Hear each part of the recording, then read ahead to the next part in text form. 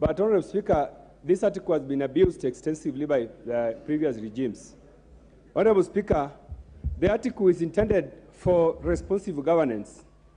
And when there are emergencies and there's need for certain expenditures to be cut, this is when this article takes effect.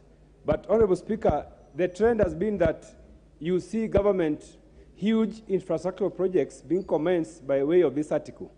And I think this is something which we have discussed at Budget Committee, and we are asking you, Honorable Speaker, to help us so that in future, and especially in this term, we do not have situations where a huge project like Expressway being commenced by way of Article 223.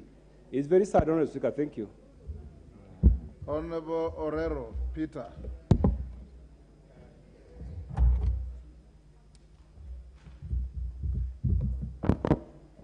Thank you, Mr. Speaker.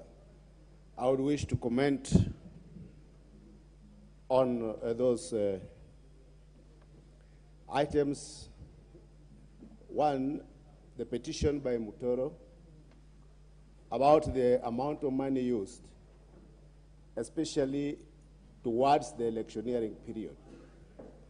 This Article 223 had very good intention how it is supposed to be used, but I think all of the governments, I hope not the one now that we have, they have always used their leeway to use the money that is not from within the budget. I concur with my fellow colleagues that any monies that must be used, they should be always within the budget.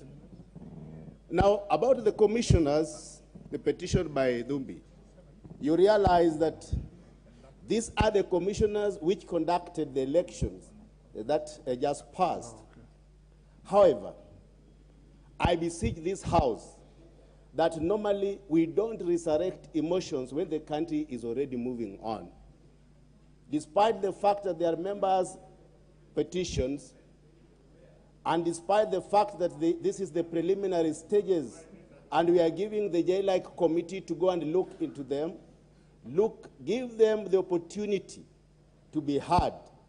But when it comes back to this House, I would wish that we look at these commissioners as those also who are engaged, and you realize that it was a very competitive election, that now that we are in the government, I want my fellow colleagues in the other divide of the House that we look at this in a manner that will make this country run and not go back. Honorable Johanna Ngeno. Thank you, Speaker. I use also to support the petitioners.